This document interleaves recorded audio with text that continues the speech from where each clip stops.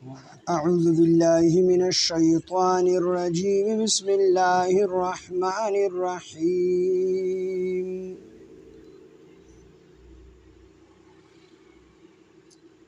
لقد كان في يوسف وإخوته آيات للسائلين إذ قالوا ليوسف وأخوه أحب إلى أبينا منا ونحن عصبة إن أبانا لفي ضلال مبين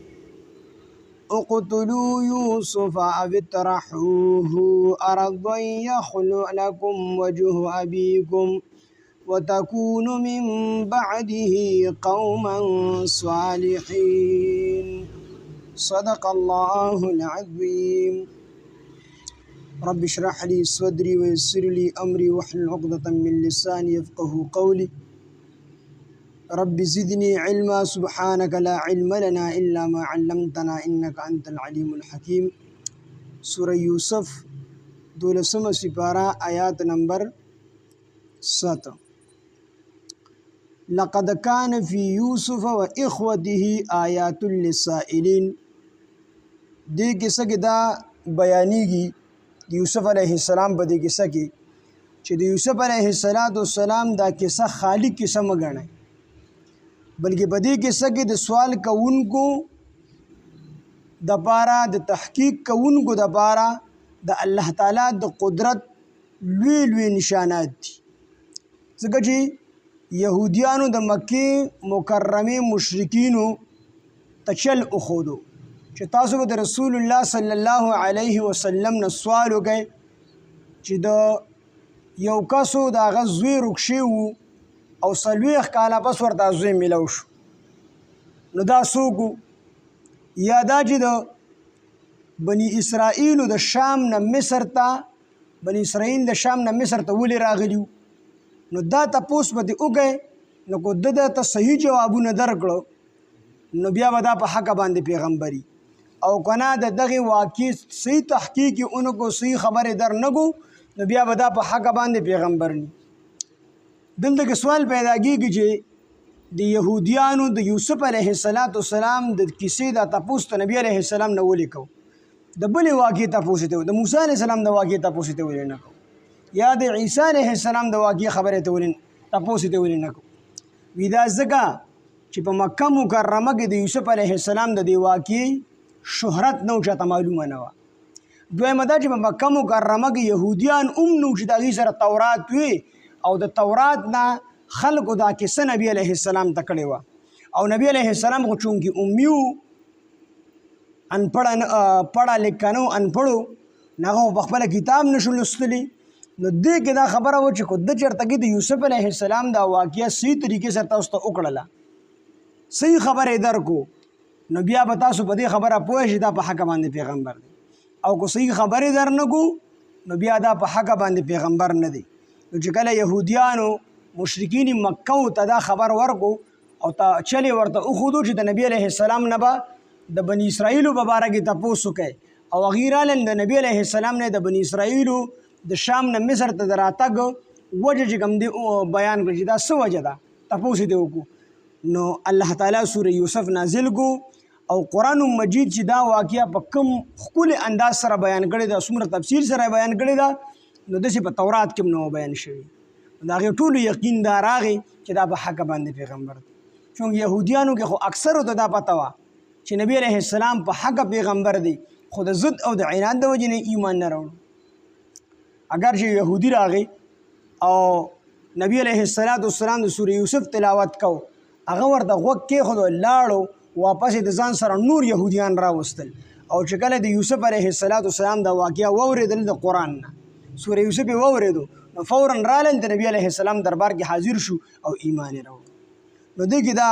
واقعیا بیانېږي خو دا تشه واقعیا نه ده صرف کیسه نه ده صرف افسانه نه ده لکه څنګه چې عام د افسانو کتابونه او باندې کې افسانې ذکر وي نه په دې کې دنه چې کوم دی یو ډیر لوی سبق پروت دی او د الله تعالی د قدرت پکې لوی نشانات دي یوسف علیه السلام معصوم دی لس وړرونه راولګېدل هغه کوی ته ورته وکړو او کوی کېدل نه الله تعالی حفاظت وکړو دا د الله د قدرت نښه ده بیا د هغې کوی نه الله راوچت کو او د مصر بادشاه یې جوړ کو د مصر بادشاه الله تعالی جوړ کو نو کوی ته غورځېدلې بیا په کوی کې دننه الله تعالی دغه حفاظت وکړو او بیا چې کوم دی خرڅ شو آزاد سړی و اصیل انسان دی خرڅ کو او د هغې نه پس الله تعالی راوچت کو د مصر بادشاه جوړ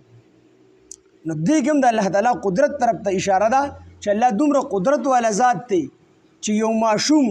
چې هغه نابالغه دی ورونو ورته وکړو د مرګ خولې ته ورته وکړو الله تعالی هلته حفاظت وکړو او یوازې حفاظت نه د هغې نه یې راوچت کو د مصر د مصر چې کوم دی بادشاه جوړ کړو نو دغې دا عبرتونه دي پکې نو فرمایي لقد کان فی یوسف په تحقیق سره و په کیسه د یوسف علیه السلام کې و اخوته او د هغه د رونو په کیسه کې آیات نښې نشاناتو د الله د قدرت او د رسول الله صلی الله علیه وسلم د رسالت نشانات دي په دې واقعه کې للسائلین د تپوس کوونکو دپاره للسائلین تپوس کوونکو دپاره دا کیسه چې نبی علیه السلام هغې ته بیان کړله د قرآن دا تلاوت یې ورته وکړو د سورې یوسف نو دا د نبی علیه السلام د رسالت او د پیغمبرۍ واضح دلیل او دا معجزه وه او هغې باندې چې کوم دی دغه یهودیان رالل او هغې ایمان راوړ او پته ورته کم سے کم چې ایمان را نه وړو نو پته خو ورته ولګېده چې دا په حقه پیغمبر یهودیانو ته خو پته وه خو د مشرکینو ته هم پته ولګېده چې دا رسول الله صلی الله علیه وسلم چې دی په حقه پیغمبر دی اذ قالو هر کله چې وویل دوی یعنې د یوسف علیه السلام دی ورونو لیوسف چې یوسف علیه السلام و اخوه او د هغه رور احب زیات محبوب دی الی ابینا زمون پلار ته منا زموننا ونحن عصبة او حال دا دی چې مونږ یو مضبوط جماعت یو د یوسف علیه السلام دو میندې وي د یعقوب علیه السلام دو بیبیانې د یو نوم لیا و لیا بنت لیان لیا لور د لیان چې کله هغه وفات شو نو د هغې ړومبۍ بیبي نه د یوسف علیه السلام د ړومبۍ مور نه لس بچي یعنې لس نارینه اولاد و بیا چې کله هغه وفات شوله نو یعقوب علیه السلام د هغې د بلې خور د راحیل سره چې کوم دی نکاح وکړله نو د هغې راحیل نه بیا دوه بچي یو یوسف علیه السلام یو بنیامین نو یوسف علیه السلام خو مخکې تیر شوي دی خوب لیدلی چې ما ته 11 ستوري یو نور او یو سپوږمۍ دا ما ته سجده کوي نو پلار یې منع کړو چې دا خوب دی رونو ته مه بیانوه پلار یې منع کړو چې دا خوب دی رونو ته مه بیانوه ځکه چې دا ته بیان کړي نو هغوی به په دې تعبیر باندې ورځي چې تا ته به الله تعالی لویه مرتبه درکړي نبوت به درکړي بادشاهي به درکړي نو لہذا تا سره به حسد پیدا شي د هغوی تا ته به نقصان ورسي په تفسیر قرطبي لیکلي دي چې دا خوب یې د رونو ته بیا په څه طریقه باندې وررسېدلی و نو دا رونه رالل او دوی چې کوم دی مشوره وکړله په خپلو کې چې ګوره موږ لس ځوانان یو او مضبوط یو مشران یو د پلار مټ یو د پلار خدمت هم کولی شو ګټه وټه هم کولی شو او بنیامین او یوسف علیه السلام دا هم ماشومانان دي نو په کار خو دا وه چې د پلار زموږ سره محبت زیات وي نو په ځای زموږ د کشر رور یوسف علیه السلام او بنیامین سره ډېر محبت کوي حالانکې هغوی ته خو دا پته نه و چې دا محبت د کومې وجې نه دی هغه خوب لیدلی و چې دا پیغمبر جوړیږي او دې ته به چې کوم دی الله تعالی بادشاهي ورکوي یوسف علیه السلام پلار یعقوب علیه السلام ته خو دغه مرتبه معلوم و د هغې د وجې ولا قدر او عزت کو او ډېر به پرې خفه کېدو نو دې وړه کې دا ټول راغونډ شو مشوره یې وکړله چې یاره زموږ دا پلار زموږ سره محبت دومره نه کوي څومره چې د یوسف علیه السلام او بنیامین سره کوي داسې کار به وکړو چې د یوسف علیه السلام به په بانه باندې د پلار نه بوځو او قتل به یې کړو چې دا مخه مونږ ته اوزګار شي دا پلار بیا مونږ سره محبت کوي او دویم یهودا چې و دا پکې مشر و نو ده پکې دا مشوره ورکړه چې یاره قتلول یې نه دي پکار دا خو ماشوم دی نو که دې مونږ قتل وکړو د الله تعالی ذمه دار به پاتې شو داسې به وکړو چې یو وچ کوی ته به یې ورلړه کړو یو داسې یو ګمنام کوی به وګورو او هغې ته به یې ورلړه کړو یو لرې علاقې ته به یې بوځو هلته به یې بریدو یا دغې کوی ته به یې ورلړه کړو چې د مار او لړم به یې وخوري مار به ول ټک ورکړي مړه به شي په خپله باندې مونږ به یې بدنام نه شو خو لہذا په خپله باندې قتلولی نه شو نو دوی دغه تدبیر جوړ کړو او پلار لرالل او پلار ته وی چیرې پلار د شکارو کچې تا ته موږ سو پیری او ته موږ سره دا یوسف علیه السلام ولې نه پرېږدي یوسف علیه السلام موږ سره ولې نه پرېږدي د دې واقعې نه دا معلومیږي چې دوی مخکې هم څو پیرې راغلي او پلار ته یې ویلي چې دا یوسف علیه السلام موږ سره پرېږده چې ځنګل ته یې بوځو هلته میوې بیوې وخورو چکر وله ورکړو خو پلار یې ورسره نه و پرېږده ځکه چې دوی دلته کې وایي وروستو را روان دي دوی وي پلار ته چې ته موږ باندې ولې یقین نه کوې چې موږ د یوسف علیه السلام نو دې نه معلومیږي چې دوی مخکې هم د یوسف علیه السلام مطالبه کړې چې دوی موږ سره پرېږده نو د الله سواړه رالل او پلار ته چې کوم دی دغه بهانه جوړه کړل چې دا بنیامین دا یوسف علیه السلام موږ سره پرېږده او دوی به موږ بوځو دې به هلته کې میوې وخوري چکرې به ولګوي خو پلار یې ورته وي چې نه زه یېرېږم چې دی به شرمخ وخوري ستاسو وروستو را روان دي ان یأکله الذئب زه انی لا یحزنني زه یېرېږم د دې لومبې خو په دې وجه نه پرېږدم چې زه دته زه ګورم زه خوشحالېږم او چې دیني زه بیا خفه یم او دویمه خبره دا ده چې دی به شرمخ وخوري وی د پلار یې ولې وي چې دا شرمخ به دې وخوري یو وجه خو دا وه چې په قنعان کې شرمخان ډېر زیات خو دویمه وجه یې دا وه چې د یعقوب علیه السلام خوب لیدلی چې یوسف علیه السلام باندې لس شرمخان دي او لسو واړه پې حمله وکړله او چې کله لسو واړو پې حمله وکړله نو په دې کې یو شرمخ یو کس راغی